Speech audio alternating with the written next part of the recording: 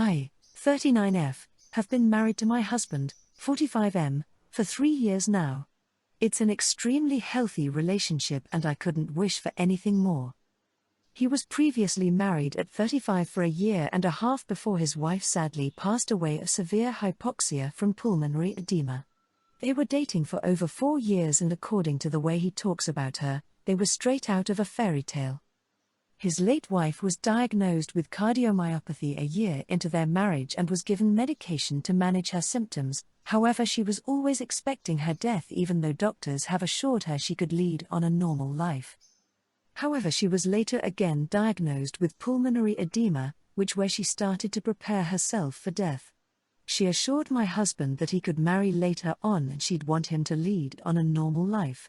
She however requested if she could be named after a daughter, if he ever gives birth to one, as she's always wanted one and was unsuccessful with having any children. Before we got married, my husband of course let me know all of the above, however he failed to mention his late wife's request. I deeply empathized with him and I was there whenever he needed support. Anyhow, I'm currently pregnant with our first child and we're both over the moon. When we came to decide for baby names for our daughter, he stood firm on naming her on his late wife. As much as it was expected, I refused. I told him I couldn't put that burden on our unborn daughter, as to him she'll always remind him of his late wife and he'll fail to see her as his daughter. That's when he let me know of the pact he made with his wife and he feels as if that's the only way he could pay her a tribute. Now I haven't given him a response, I haven't told him how I felt about it. I just told him we'll see, as it's still early to decide.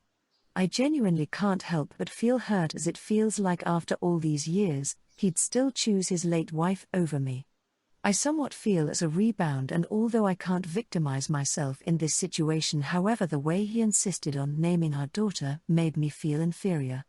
I also just can't let him pay tribute like that, as our daughter will always feel like his first wife to him, if that makes sense.